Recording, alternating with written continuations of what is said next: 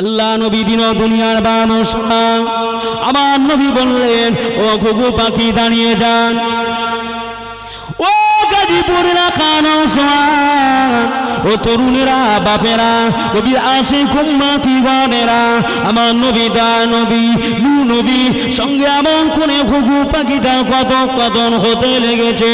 এমন তো অবস্থায় এমন করে আপনার বাস পাখিটা চলে আসলেন। ইয়া রাসূলুল্লাহ, ইয়া হাবিবাল্লাহ, হুজুর আপনি ওকে ছেড়ে দিন, ঘুঘুটাকে ছেড়ে দিন, আমি দীর্ঘ কয়েকদিন ভুকা অবস্থা রয়েছে ইয়া রাসূলুল্লাহ। আমি আগেই বলেছি, ওমা আরসালনাকা ইল্লা রাহমাতাল লিল আলামিন, আমার নবী হলেন তামাম মখলুকাতের জন্য রহমত। নবী জিন্নুনের জন্য রহমত, নবী ইনসুনের জন্য রহমত, নবী আসমানের জন্য রহমত, নবী জমিনের জন্য রহমত, নবী সাজারের জন্য রহমত, নবী আরসার জন্য রহমত, নবী বাহারের জন্য রহমত, নবী নুজুমের জন্য রহমত, নবী শামসের জন্য রহমত, নবী কামারের জন্য রহমত, নবী বাহারের জন্য রহমত, নবী হিজারের জন্য রহমত, নবী জামালের জন্য রহমত, নবী গোটা মখলুকাতের জন্য রহমত। আমার নবী দাঁড়িয়ে গেছে, ঘুঘু পাখি বলে, ইয়া রাসূলুল্লাহ, হুজুর আপনি আমাকে জীবন ভিক্ষা দেন, হুজুর আপনি আমাকে হেল্প করুন। ওদিকে আপনার কিনা ওই বাস পাখিটা এসে আমার হুজুরের সম্মুখে দাঁড়িয়ে গেল। ইয়া রাসূলুল্লাহ, ইয়া হাবিবাল্লাহ, ও আল্লাহ পাকের নবী, ও আল্লাহ পাকের রাসূল, আমি বাস আমার বড্ড ক্ষুধা পেয়েছে, বড্ড ক্ষুধা পেয়েছে আমার, আমি ক্ষুধা সহ্য করতে পারি না।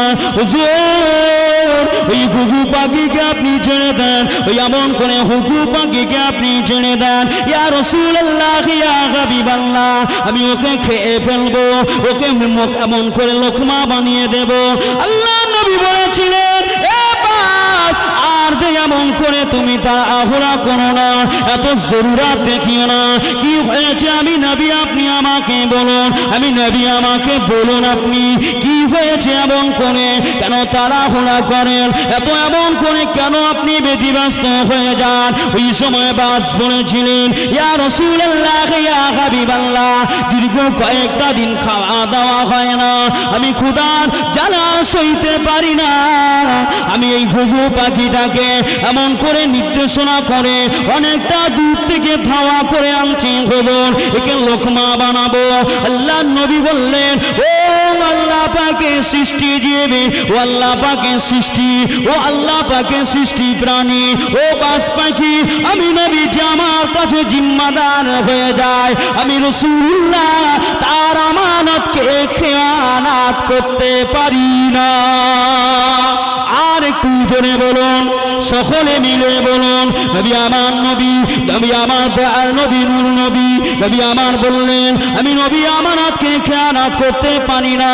আমি নবী এটা কোনো দিনের জন্য আমার জন্য শোভা পায় না, আমি নবী এটা করতে পারি না। তবে আপনার কি প্রয়োজন বলুন, আমি নবী আপনার জন্য তামের জন্য ব্যবস্থা করে দেব, ও তামিকা ও শারাবিকা, আপনার পানপত্র দিয়ে দেব, আপনার খানা পিনার ব্যবস্থা করে দেব। ওই সময় ওই বাস পাখিটা বলেছিলেন, ইয়া রাসূলুল্লাহ, ইয়া হাবিবাল্লাহ, আমি বাস পাখি, পৃথিবীর কোনো মরা জন্তুর গোশত আমি খাই না, কোনো জবেহ করার পশুর গোশত আমি খাই না, আমি জীবিত প্রাণী। আমার এই চঞ্চুখানা দিয়ে, আমার হাতের নখ পায়ের নখগুলোকে দিয়ে ধরে রেখে, আমার ঠোঁটের এই চঞ্চুখানা দিয়ে টুকরে টুকরে টুকরে টুকরে ছিঁড়ে ছিঁড়ে খায়। ওই প্রাণীটা লাফালাফি করবে, তার রক্তাক্ত শরীরটা কেমন একটা হবে, এটা আমার দেখতে বড় ভালো লাগে, এটা খেতে বড় মজা লাগে। ইয়া রাসূলুল্লাহ, ইয়া হাবিবাল্লাহ, আমি পৃথিবীর কোনো মৃত জন্তুর গোশত খাই না, জবে করার পশুর গোশত আমি খাই না, আমি যেটা খাই সেটা হলো একমাত্র জীবিত প্রাণী।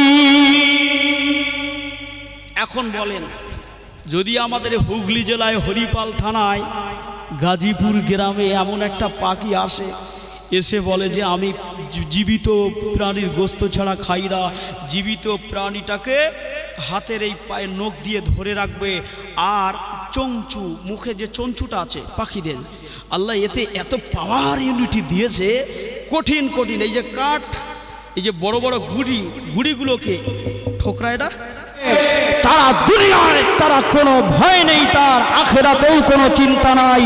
আল্লাহ দুনিয়ার মতো 10টা বড় বড় জান্নাত আল্লাহ ওই শহীদদেরকে নসিবে কবুল করে দেবে। বুঝতে পারছেন তো? যারা শহীদ হয় এরা মরলে শহীদ, বাঁচলে গাজী, এদের কোনো চিন্তা নাই। বেঁচে থাকা মানে বিরাট ব্যাপার, মরে যাওয়া মানেও বিরাট ব্যাপার। এরা যখন মরে, এদের যখন কবরে নিয়ে যাওয়া হয়, আল্লাহর ফারিস্তারা এদের গলায় মতির মালা পরানোর জন্য একে অপরে তারা কাড়াকুড়ি করতে থাকে। জোরে বলুন। আমার হুজুর একটি হাদিসের পাকের মধ্যে বলেছেন, এই মতির মালাটা পরানোকে কেন্দ্র করে ফারিস্তারা এই মালাটাকে নিয়ে কবরের মধ্যে একে অপরে টানা হিচড়া করতে থাকে।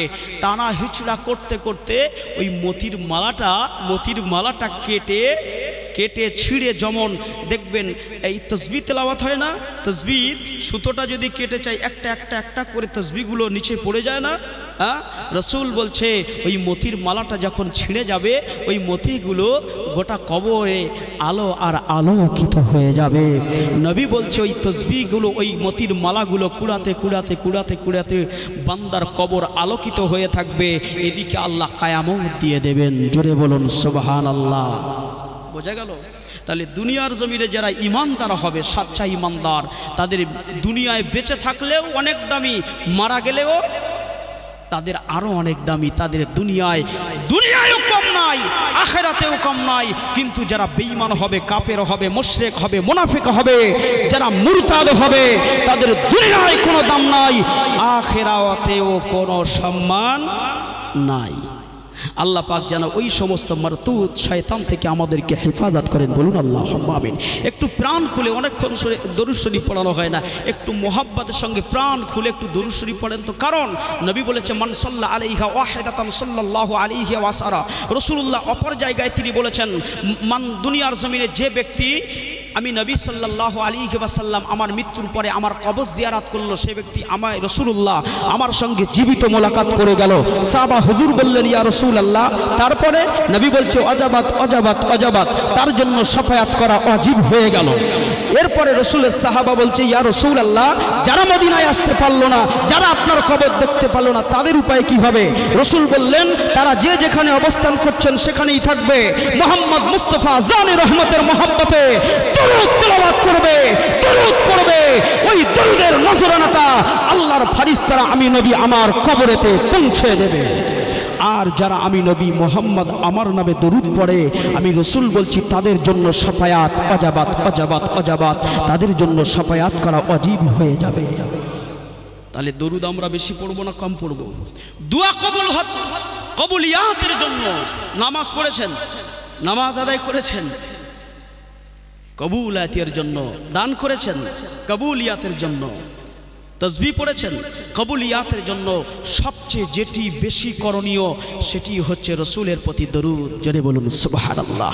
একটু দরুদ শরীফ আল্লাহুম্মা, প্রাণ খুলে পড়ুন। ওয়া আলা আলি সাইয়্যিদিনা,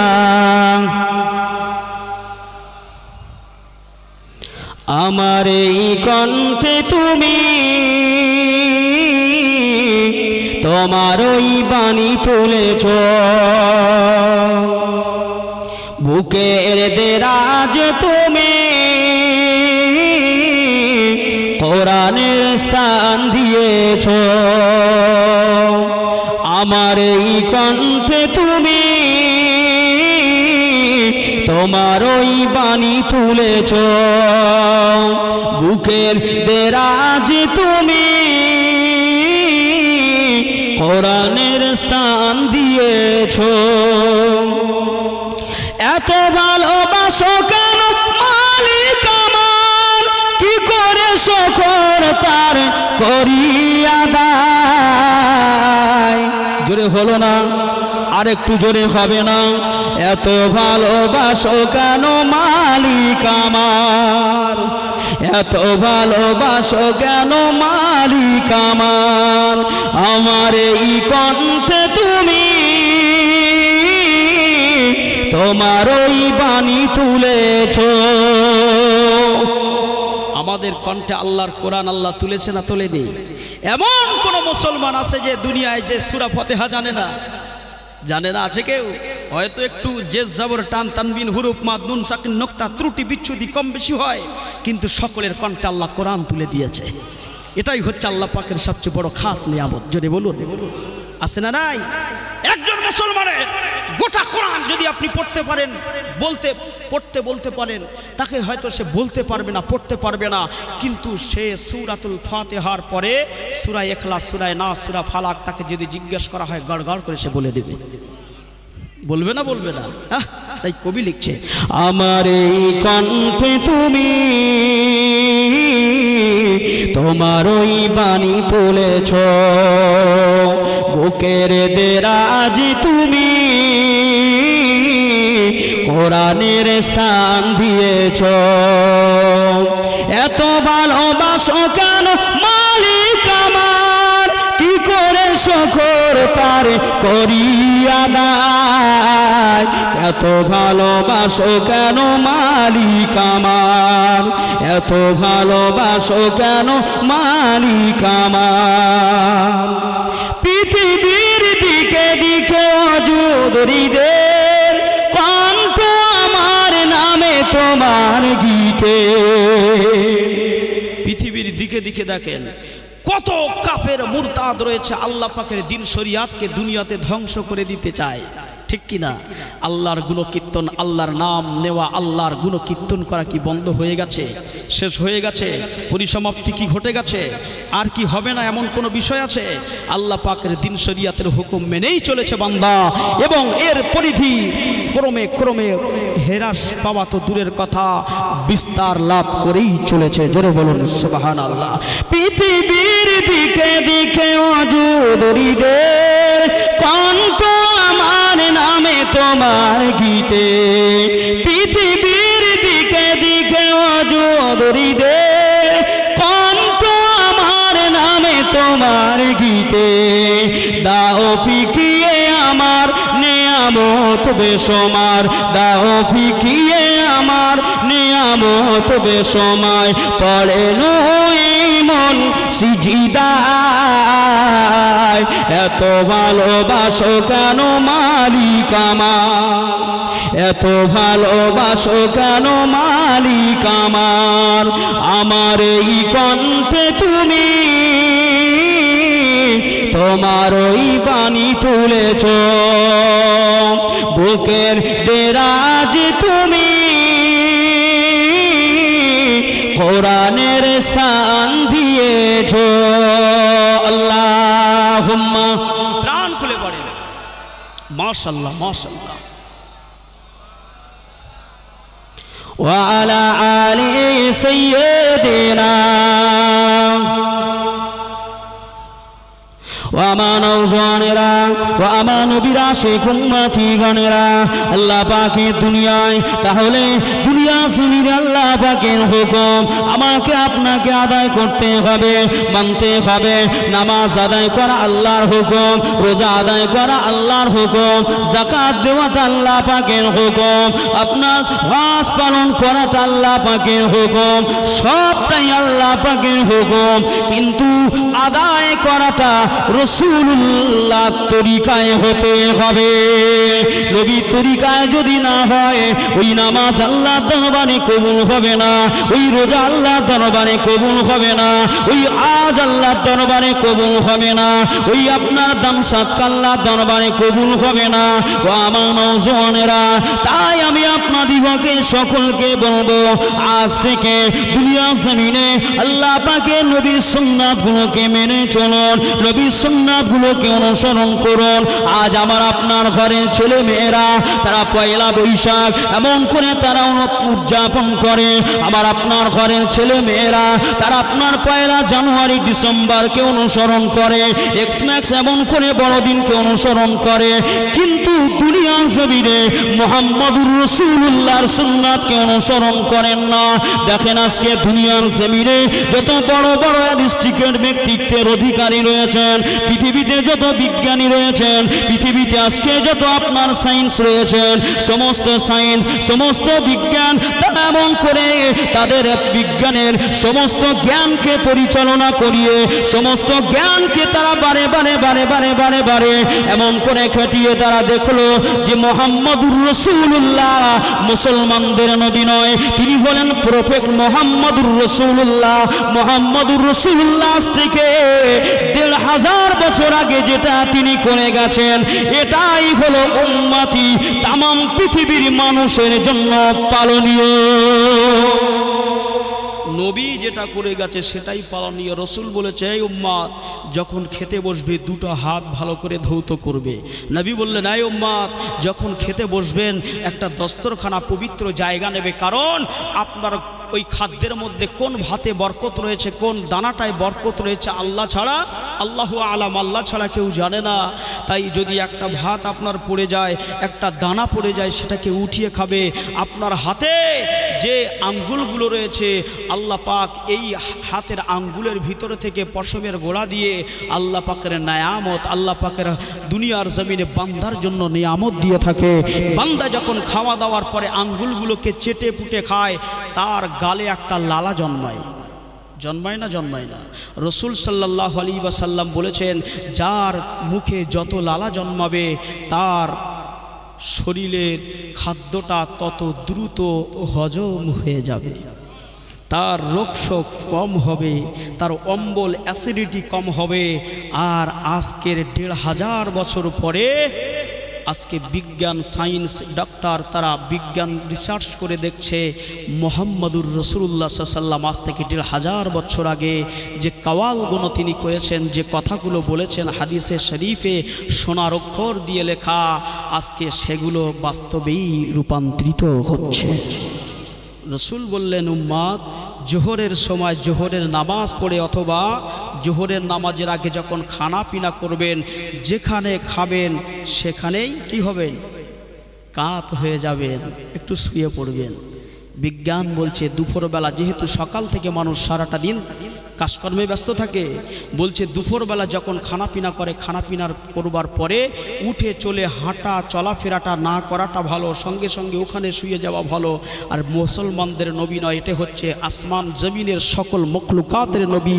আজ থেকে ১৫০০ বছর আগে বলেছেন খাওয়া দাওয়া যেখানেই করবে দুপুরবেলা সেখানেই তুমি শুয়ে পড়ো, 10টা মিনিট হলেও তুমি আরাম করো। জোরে বলুন, আপনার স্বাস্থ্যের জন্য উপকার। চিন্তা করেছেন? তাহলে সেই নবীকে আল্লাহ পাক আমার আপনার জন্য ওয়ামা আরসালনাকা ইল্লা রাহমাতাল লিল আলামিন, যতটুকুই কথা বলেছি আমি প্রথম থেকে একটাও কিন্তু দলিল ছাড়া কথা বলিনি, প্রত্যেকটাই কোরআনের আয়াত দিয়েছি, ভালো করে বুঝবেন। এরপরেও যদি গাফেল হয়ে যান, নিজেকে একেবারে ছোট মনের বলে মনে করেন, এগুলো মনে করেন যার বোঝার বা জানার প্রয়োজন নাই, তাহলে আমার আর কিছু করার নাই। কোরআন যেখানে মুসলমানের স্থান হবে সেখানে, কোরআন নেই যেখানে ইমানদারের ঠিকানা হবে না সেখানে। জোরে বলুন, মুসলমানের ইমানদারের সম্পর্ক থাকবে কার সঙ্গে? কিতাবুল্লাহ, আল্লাহর কোরআনের সঙ্গে। জোরে বলুন সুবহানাল্লাহ। তাহলে আমাদের কোরআনের সঙ্গে সম্পর্ক রাখতে হবে না? আমার আল্লাহ পাক আমার আপনার নবী দিন দুনিয়ার বাদশাকে রহমাতাল লিল আলামিন করেছেন। ও নওজোয়ানেরা, ও আমার তরুণেরা, বাপেরা, আল্লাহ নবী দিন দুনিয়ার বাদশাহ আমার নবীকে আমার আল্লাহ পাক বললেন ওয়ামা আরসালনাকা ইল্লা রাহমাতাল লিল আলামিন। আমার নবী হলেন রহমত, আমার নবী হলেন বরকত, আমার নবী হলেন নিয়ামত। আমার নবীকে দিয়ে আল্লাহ বিশ্ববাসীর জন্য নিয়ামতের শুকরিয়া আদায় করতে বললেন। কারণ হলো আজও আপনি মদিনায় চলে যাবেন, মদিনা শরীফে মার্কেটের বেলাল রাদিয়াল্লাহু তাআলা আনহুর মার্কেটের পরে একটা মসজিদ আপনি দেখতে পাবেন। মদিনা শরীফের নববী শরীফে যাওয়ার আগে ওই যে রাস্তাটা রয়েছে, ওই যে তারিখটা রয়েছে, ওই তারিখে আপনি দেখতে পাবেন জায়গা ওই মসজিদটার নাম হলো মসজিদে গামামা। মদিনার জমিনে পানি হয় না, বৃষ্টি হয় না, বাদল হয় না। সাহাবা হুজুরেরা বলে ইয়া রাসূলুল্লাহ, ইয়া হাবিবাল্লাহ, ও আল্লাহ পাকের নবী, ও আল্লাহ পাকের রাসূল গো, আসমানের পানি বন্ধ হয়ে গেছে, বাদল বন্ধ হয়ে গেছে, বৃষ্টি বন্ধ হয়ে গেছে। আল্লাহ নবী বললেন, ও বাবা সাহাবা, ইস্তেখারার নামাজ দুই রাকাত করে যেমন করে নামাজ আদায় করুন বাবা। সাহাবা হুজুরেরা দুই রাকাত করে নামাজ আদায় করলেন। আমার নবী জানে মুস্তাফা রাসূলুল্লাহ নামাজ আদায় করে আমার নবী দার নবী ওই জায়গায় বসে সাহাবা হুজুরদেরকে নিয়ে দুই কানা হাত তুলতে দেরি, দুই কানা হাত তুলতে দেরি, কিন্তু আসমানে বাদল, আসমানে গামামা হতে দেরি হলো না। নবী হাত উঠিয়েছে, রসুল দোয়া চাইছে, আল্লাহ আসমানি বাদল নসিব করে দিন, পানি বর্ষণ করুন, বাদল মেঘ, গামামা মানে মেঘ নসিব করুন। কিতাবের মধ্যে আসছে, হাদিসে পাকের কিতাবের মধ্যে আসছে, সাহাবাই কেরামের কওয়ালের মধ্যে আসছে, হুজুর হাত তুলতে দেরি, সঙ্গে সঙ্গে আল্লাহর হুকুমে গোটা মদিনার শহরটাকে আল্লাহ গামামায় প্রচণ্ড পরিমাণে মাঝে মধ্যে মেঘ হলে পুরো এলাকা অন্ধকারে আচ্ছন্ন হয়ে যায় না? ঘরের ভিতরে যারা থাকে মনে করে ঘোর হয়ে গেছে, ভোর হয়েছে অথবা ঘোর হয়েছে, দুটোর মধ্যে হয় সন্ধ্যা নয় ভোর, প্রভাত শুরু, একটা আভা থাকে ঠিক তদ্রূপ। সাহাবাই কেরাম বলছেন রাসূলুল্লাহর হাত তুলে দোয়া চাওয়া শেষ না হতে হতে একেবারে গামামায় কালো হয়ে গেছে, মেঘে আচ্ছন্ন হয়ে গেছে। আসমান থেকে এত বেশি বেশি বেশি বেশি আল্লাহ পানি বর্ষণ করেছে, আল্লাহ গোটা মখলুকাতকে আল্লাহ আরাম, শান্তি, আবাদান নসিব করে দিয়েছে। তাহলে যে নবী জবানে বলে, যে নবী হাত ওঠায়, আল্লাহ নবীর হাত নামানোর আগেই তার উম্মতিদের জন্য রহমতের প্রেজেন্টেশন দিয়ে দেন। জোরে বলুন, এ নবী কি আমাদের জন্য রহমত? এ রসুল কি রহমত? আল্লাহর নবী দেখেন, আল্লাহর হাবিব একদিন তারিখ দিয়ে চলছে, মরু সাহারা মরুভূমির রাস্তা দিয়ে হেঁটে হেঁটে যাচ্ছে। আমার হুজুর হেঁটে হেঁটে যাচ্ছেন। নবী হেঁটে হেঁটে যেতে অনেকটা দূর থেকে একটা বাস পাখি আর একটা চড়ুই পাখি বা ঘুঘু পাখি, দুইটা পাখি, ঘুঘু পাখিটা আগে আগে আসছে ডানা মেলে মেলে, আর বাস পাখিটা পিছন দিয়ে ধাওয়া করে আসছে। কোনো মানুষের কাছে অপরাধ করলে তাকে পিছনের দিক থেকে মানুষ ধাওয়া করে আসে না ধরার জন্য? আসেন? জি, ঠিক এইভাবে একটা পাখিকে আর একটা পাখি ধাওয়া করে আসছে। আর হুজুর সাল্লাল্লাহু আলাইহি ওয়াসাল্লাম তিনি কদম তুলে মরুভূমির উপর দিয়ে মরু সাহারাতে হেঁটে হেঁটে যাচ্ছেন। ঘুঘু পাখিটা এসে আমার হুজুরে পাকের কাঁধ মুবারক শরীফে, আমার হুজুরের জিসম শরীফে এসে বসে গেছে। ইয়া রাসূলুল্লাহ, ওই যে বাসটা আসছে না হুজুর, ওই বাস পাখিটা ও আমাকে লোকমা বানাবে, আমাকে খেয়ে ফেলবে। আমি এই জন্য পালিয়ে আসছি হুজুর, আমি আপনার কাছে জীবন ভিক্ষা চাইছি, আমাকে বাঁচান, আপনি আমার বাঁচাতে পারবেন। নতুবা এই মরু সাহারা, এখানে কেউ নেই, কোনো মানুষ নেই, কার কাছে যাব, কার কাছে নিরাপদ চাইব, আপনি আমাকে হেল্প করুন। আল্লাহ নবী তো মুহাম্মদ সাল্লাল্লাহু আলাইহি ওয়াসাল্লামের সঙ্গে আপনি মেশেন না, কারণ আপনার ব্যাপারে অনেক রকমের নালিশ আমার কাছে জমা এসেছে, দরখাস্ত জমা এসেছে। ও আমার নওজওয়ানেরা, ও আমার নবীর আশিক উম্মতিগণেরা, আবু বকর এই সময় বললেন, ও আমার প্রিয় পিতা, ও আমার আব্বাজান, আমি আবু বকর দুনিয়ার জমিনে আমার জীবনটাকে দুনিয়া জমিনে বিসর্জন দিতে যাই মুহাম্মদ রাসূলের জন্য, আমার নবী দয়ার নবীর জন্য আমার সব কিছুকে দুনিয়ার জমিনে আমি শেষ করে দিতে চাই। তবে দুনিয়ার জমিনে মুহাম্মদ রাসূলকে ছেড়ে দিয়ে পৃথিবীর এক বিন্দু সময় আমি বেঁচে থাকতে চাই না। আল্লাহর নবী দিন দুনিয়া বাদশাহ রাসূলুল্লাহ সাল্লাল্লাহু আলাইহি সাল্লামকে কত ভালোবেসেছেন। এই জন্য আল্লাহর নবী বাবুল ইমানের অধ্যায়ের ভিতরে বুখারী, মুসলিম, আবু দাউদ, নাসাই, ইবনে মাজাহ, তিরমিজি, সিয়াসিত্তা হাদিস গ্রন্থের ভিতরে মুআত্তা মালিকের মধ্যে এসেছে, মিশকাতুল মাসাবির হাদিসে পাকের মধ্যে বাবুল ইমান ইমানের অধ্যায়ের মধ্যে এসেছে। বাবের নাম, লিসানের নাম, অধ্যায়ের নাম বাবুল ইমান। বাবুল ইমান, বাবুল ইমানের অধ্যায়ের মধ্যে এসেছে। আল্লাহ নবী ফরমাতে লাগলেন, লা ইউমিনু আহাদুকুম, লা মানে না ইউমিনু, ততক্ষণ পর্যন্ত বান্দা বান্দি কেউ ইমানদার হতে পারল না, হাত্তা ততক্ষণ পর্যন্ত, হাত্তা ততক্ষণ পর্যন্ত, আহাব্বা যতক্ষণ না ভালোবাসতে পারলো, আহাব্বা ইলাইকে আল্লাহর পরে, মিউ ওয়ালিদিহি তার ছেলে মেয়ে, ওয়া ওয়ালাদিহি তার সন্তান সন্তানি, তার বিবি বাচ্চা, তার মা বাপ, তার ধন সম্পদ, তার দুনিয়াদারি, তার চিন্তা চেতনা, তার চিন্তা চেতনা, গবেষণা, সমীক্ষা, অ্যানালাইসিস, সম্পদ যা কিছু রয়েছে, ওয়ান্নাসি আজমাইন, গোটা আসমানের নিচে জমিনের উপরে যা কিছু রয়েছে সকলের চেয়ে বেশি মুহাম্মদ রাসূলকে ভালো না বাসতে পারলো। আল্লাহ নবী বললেন, ওই বান্দা বান্দি, ওই আমার উম্মত ততক্ষণ পূর্ণাঙ্গ মুমিন হতে পারল না।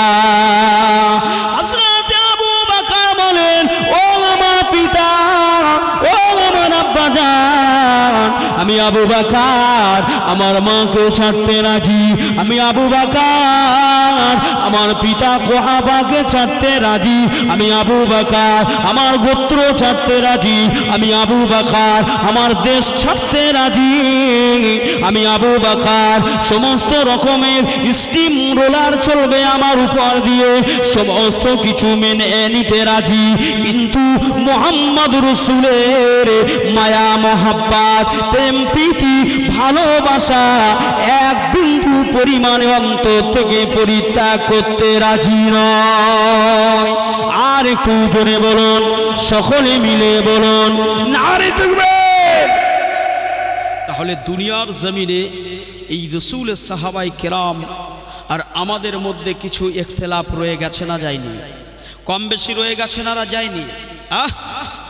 দেখেন, আমাদের প্রত্যেকের ইচ্ছা, যিনি গরিব মানুষ, অসহায়, দুস্থ, দরিদ্র সীমার নিচে বসবাস করে, তাঁরও বড় ইচ্ছা করে যে বাজারে বড় মাগুর মাছ এসেছে, শিঙি মাছ এসেছে, 700 টাকা, 800 টাকা, 1000 টাকা, 1200 টাকা কেজি, বড় গদলা চিংড়ি এসেছে, এটা একটু খাওয়ার ইচ্ছা হয় না? হয় না?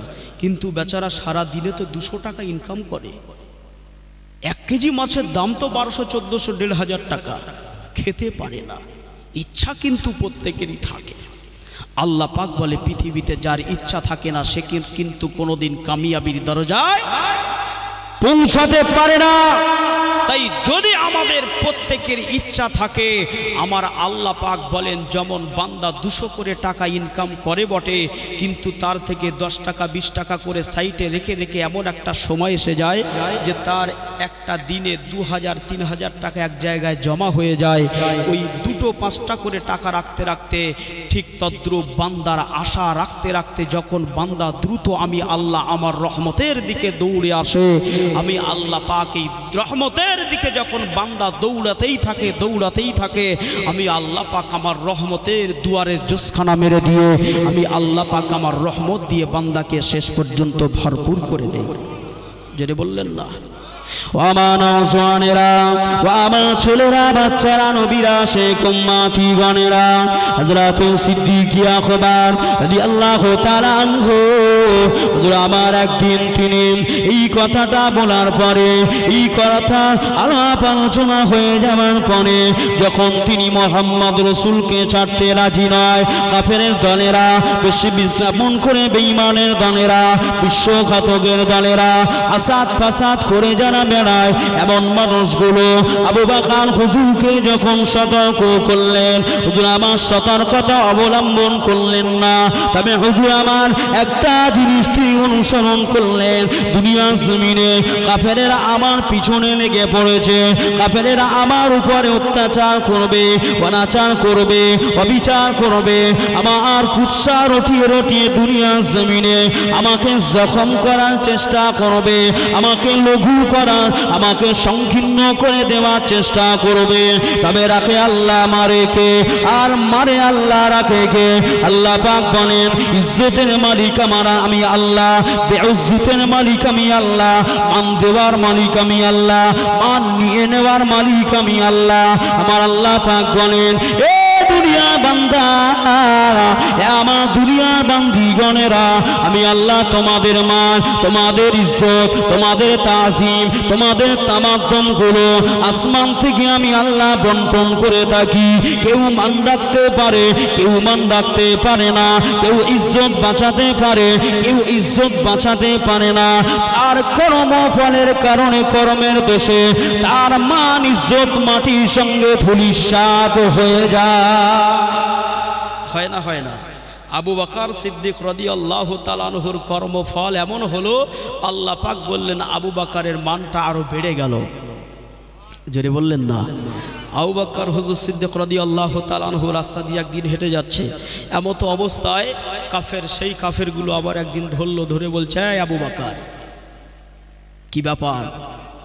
সেই দিন আপনাকে মানা করলাম না, মুহাম্মদ রাসূলকে মানেন না, ছেড়ে দেন, তার সঙ্গে সম্পর্ক রাখবেন না, মানা করলাম কিন্তু আপনি শুনলেন না, বরঞ্চ আপনি আমাদেরকে টার্গেট হিসাবে মেনে একটা বেছে নিয়েছেন, আর আমাদেরকে দুনিয়ায় লজ্জিত করার জন্য, স্বরনিন্দিত করবার জন্য, আমাদের অপদস্থ করার জন্য নিজের বাবার সঙ্গেও মুহাম্মদ রাসূলের ভালোবাসা সম্পর্কে টার্গেটটাকে আরো অনেক বাড়িয়ে দিয়েছেন। তবে শুনে রেখে দেন, আজকে কিন্তু আর আপনাকে আমরা ছেড়ে দেব না। আবু বকর হুজুর রাদিয়াল্লাহু তাআলা আনহুকে কাফেরের দলেরা এবারে রাস্তা ধরে ফেললেন, হুজুরকে ধরে এত বেশি প্রহার করলেন, হুজুরকে মারতে শুরু করে দিলেন, হুজুরের উপরে প্রহার শুরু করে দিলেন। আল্লাহ নবীর প্রথম সাহাবা হযরত আবু বকর হুজুরকে এত মারা মারলেন, হুজুর আমার জমিনের উপরে জখম হয়ে পড়ে গেলেন, হুজুর আমার বেহুশ হয়ে পড়ে গেলেন। যখনই বেহুশ হয়ে পড়ে গেলেন, এই খবরটা আল্লাহর নবী সাহাবা হযরত আবু বকর ইবনে আবি কুহাফার দরবারেতে পৌঁছে গেল। আল্লাহ নবীর আব্বা, আপনার আবু বকর আল্লাহর নবী সাহাবা সিদ্দিক আকবরের আব্বা জানের কাছে পৌঁছে গেল। সিদ্দিক আকবরের আব্বা জান আম্মা জান কথাগুলোকে শোনার সঙ্গে সঙ্গে আর দেরি করলেন না, জলদি করে হযরত আবু বকর হুজুরের কাছে চলে আসলেন। এসে দেখলেন কিনা মরুভূমির উপরে হুজুর আমার খোলা ময়দান, চটিয়াল ময়দান, সাহারা মরুভূমির উপরে হুজুর আমার জমিনের উপরে তিনি লুটিয়ে পড়ে আছেন। কাফেরেরা আর সেখানে নাই, সকলে দৌড়ে দৌড়ে পালিয়ে গেছে। এই সময় আবু বকর হুজুরের আব্বা জান আম্মা জান তাকে ধরাধরি করে নিয়ে বাড়িতে চলে গেলেন, সেবা শুশ্রূষা দিতে লাগলেন। কিছুক্ষণ পরে এমন করে আপনার হুঁশ ফিরে এসেছে। যেই না হুঁশ ফিরে আসলো, সঙ্গে সঙ্গে আবু বকর আব্বা জানকে জিজ্ঞাসা করতে লাগলেন, ও আমার পিতা, ও আমার আম্মা জান, আমার রাসূলুল্লাহ কেমন রয়েছে? আমার নবী কোথায় রয়েছে, আমার নবী কেমন রয়েছে।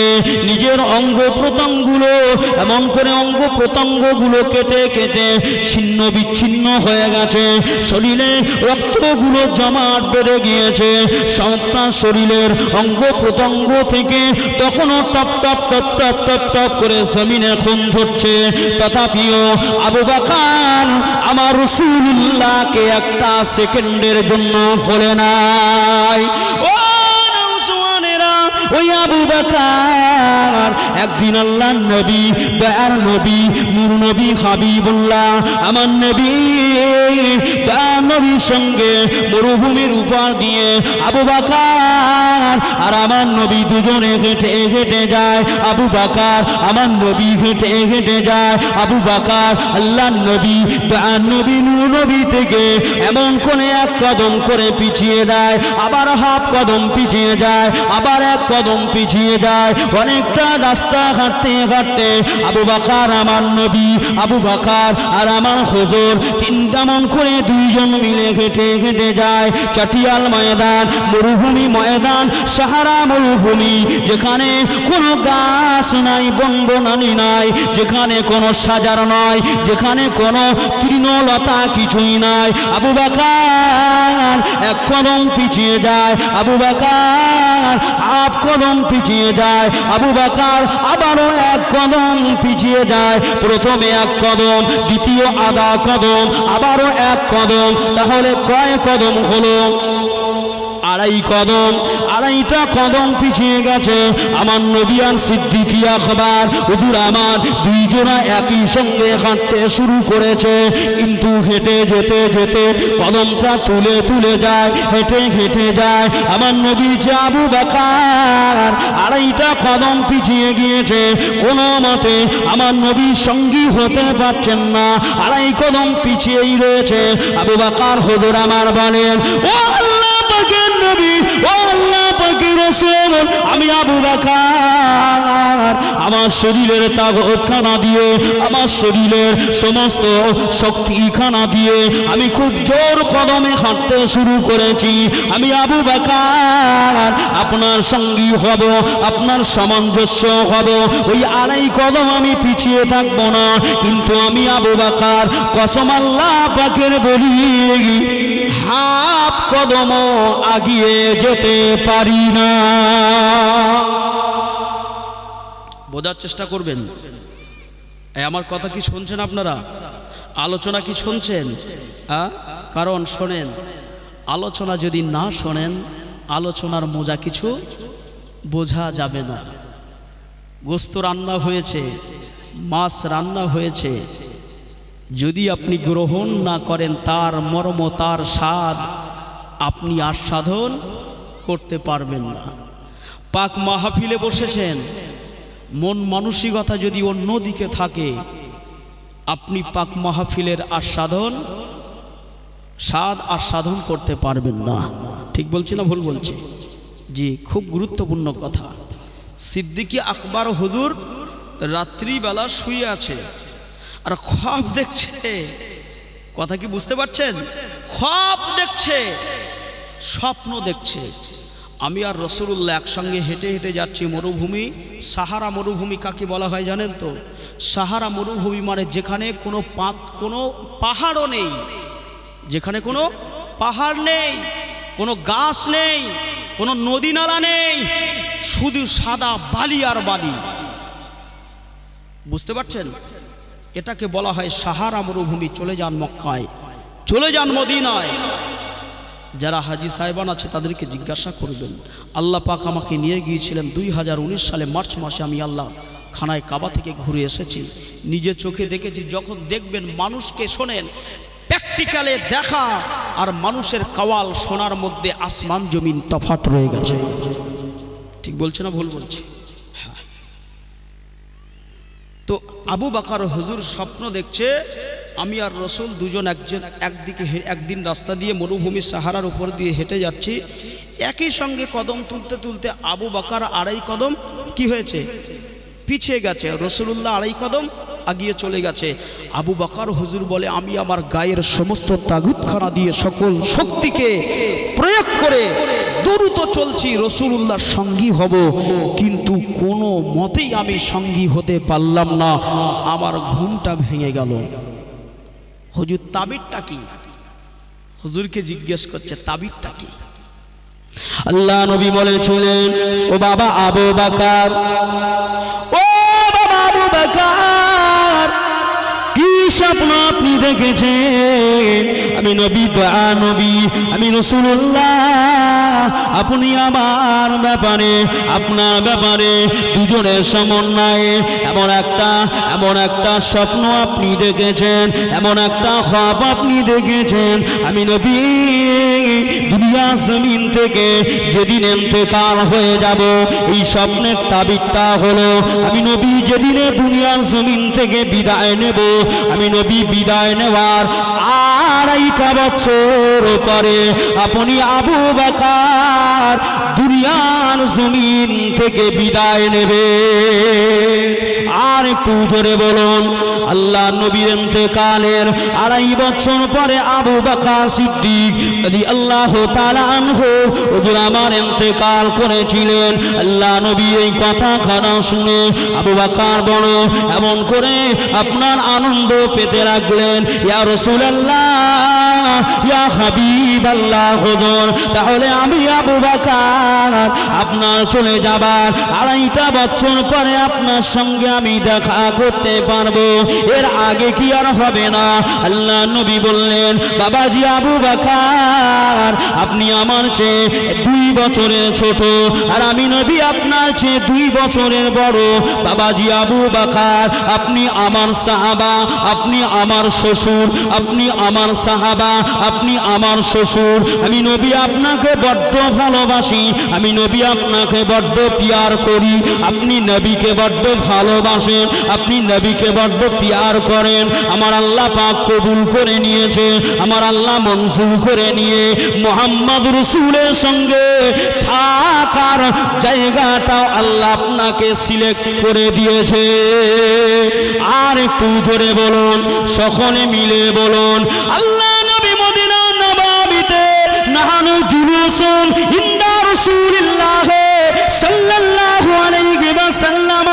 আল্লাহ নবী মদিনা নববীতে 1 তারিখে ওয়াজ করছেন, নসিহত করছেন, সাহাবা হুজুরেরা বসা।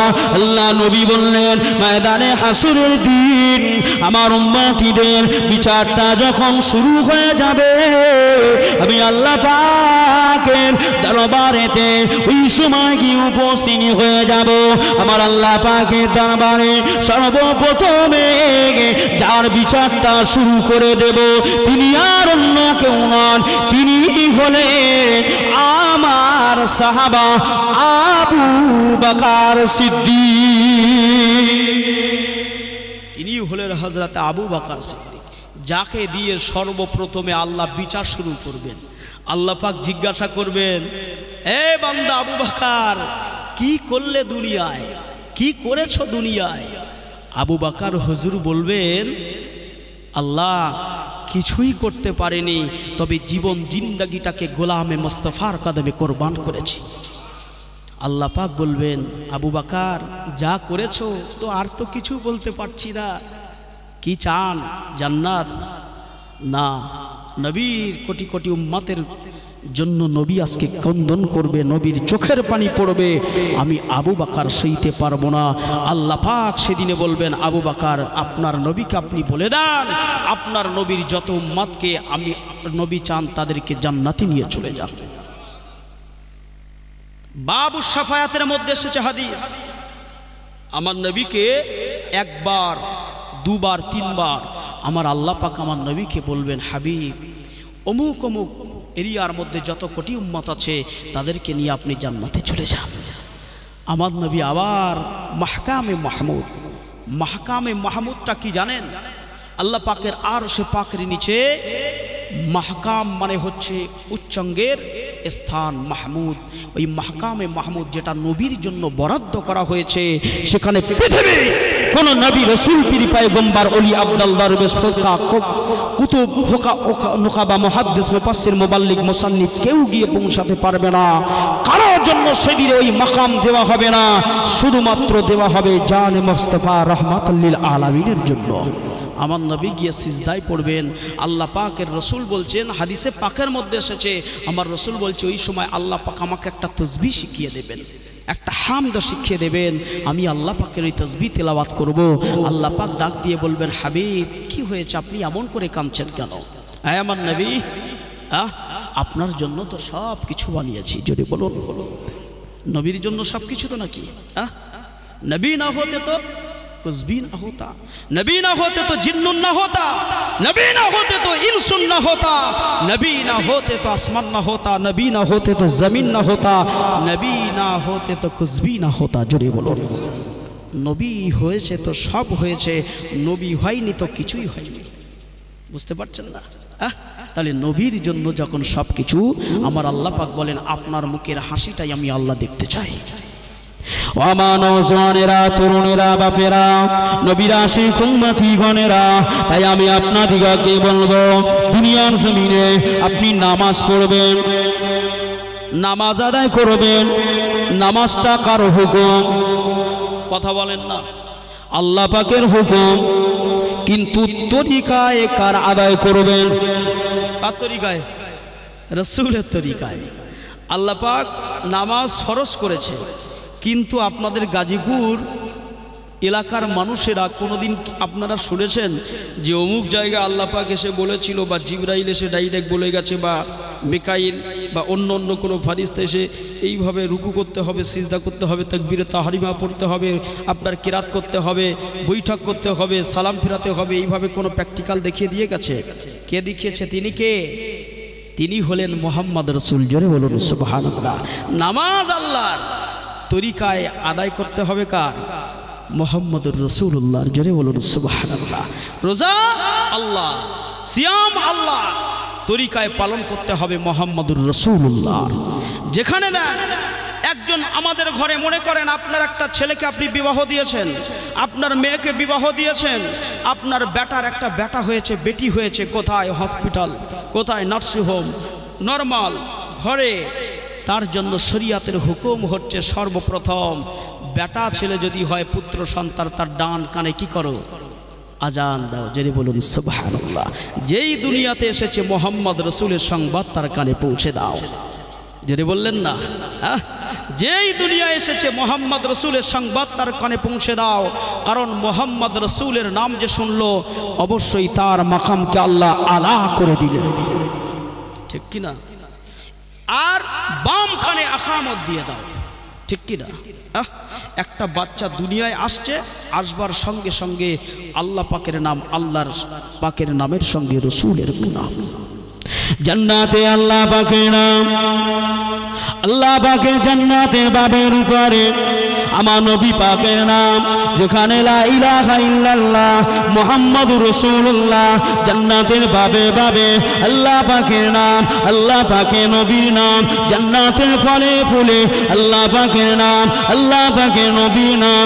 জান্নাতের সাজার, জান্নাতের ফলে ফুলে গাছের ডালে, জান্নাতের হুরমালিদের চোখের পাপড়িতে, জান্নাতের সমস্ত আপনার কিনা পান পত্রে, সারাবান তহুরাতে একটাই নাম লেখা থাকবে, মিম হে মিম দাল মুহাম্মদ, মিম হে মিম দাল মুহাম্মদ। এই মুহাম্মদুর রাসূলুল্লাহকে আল্লাহ এত বড় নিয়ামত করেছেন, এত বড় হক দান করেছেন।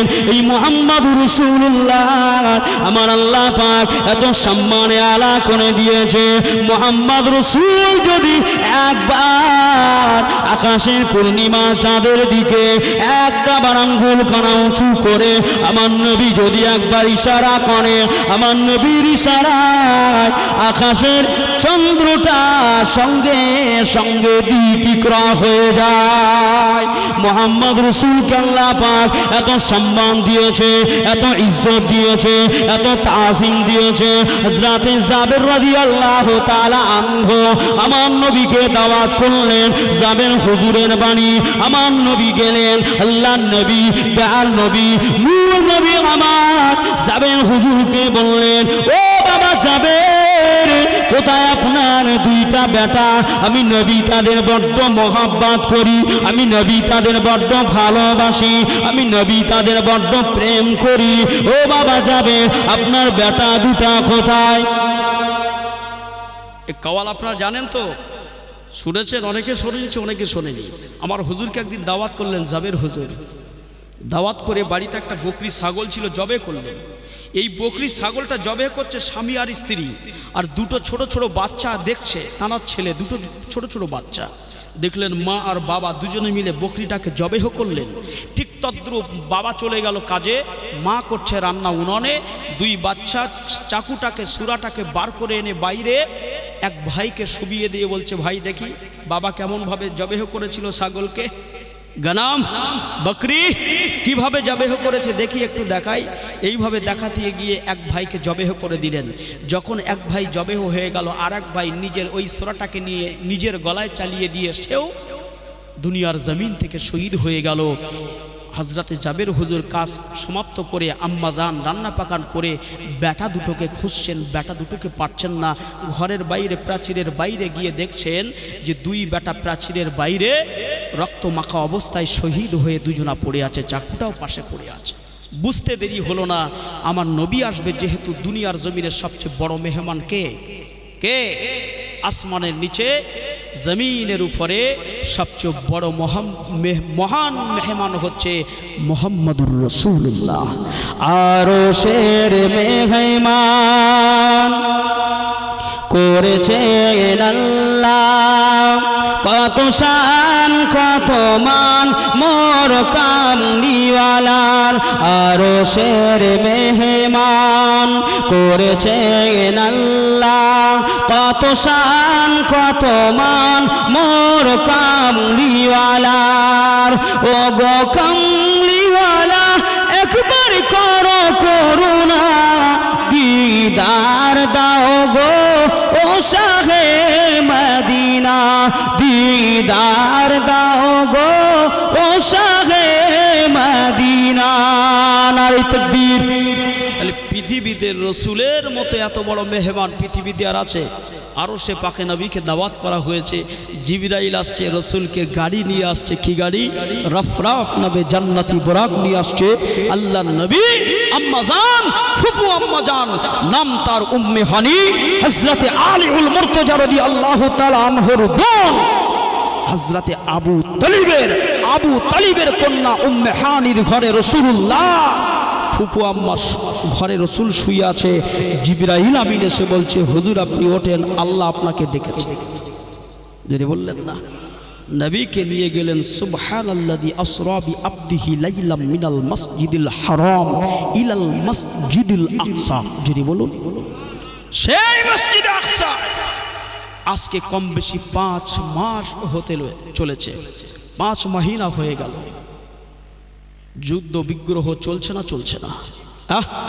কম বেশি 25 থেকে 28, 30 হাজার নারী পুরুষ ছোট বড় মিলিয়ে শহীদ বরণ করেছে না করেনি? আপনারা শুনে খুশি হবেন, গতকালকে থেকে ইরান ক্ষেপণাস্ত্র ছুড়েছে। একটা টাইমে মাত্র 46 সেকেন্ডের মধ্যে 300-র অধিক রকেট ড্রোন হামলা করেছে। তাতে করে শয়তানগুলো একটু খামোশ খেয়ে গেছে, যা ওরা ইতিপূর্বে কোনোদিন করেনি। এবং ওই গোষ্ঠীটার নাম হলো হিজবুল্লাহ। হিজবুল্লাহ কথার অর্থ কি? আল্লাহর দল। যদি বলুন, দেখেন আল্লাহ নবী সাল্লাল্লাহু আলাইহি ওয়াসাল্লাম তিনি বলে গেছেন, আখিরি জামানায় গাজওয়ায়ে হিন্দ হয়ে যাবে। গাজওয়া মানে কি? জিহাদ। গাজওয়া মানে হচ্ছে যুদ্ধ। গৃহ যুদ্ধ বেজে যাবে। আল্লাহর নবী বলছে এই তৃতীয় বিশ্বযুদ্ধে মুসলমানদের বিরাট একটা পরিসংখ্যান নষ্ট হবে, বিরাট একটা আপনার কিনা পার্সেন্টেজ তারা দুনিয়ার জমিন থেকে বিদায় নেবে। রাসূল সাল্লাল্লাহু আলাইহি ওয়াসাল্লাম তিনি বলেছেন হাদিসে পাকের মধ্যে, তবে সর্বশেষ আল্লাহ পাক ওই জিহাদ, ওই তৃতীয় বিশ্বে যুদ্ধে ঈমানদারদেরকেই আল্লাহ বিজয় নসিব করে দেবেন। না জানি এটাই হয়তো আল্লাহ পাক সেই মুহূর্ত আমাদেরকে পার করেছে। তবে রাসূল বললেন ওই জিহাদের ময়দানে জিহাদ করে যারা শহীদ হয়ে যাবে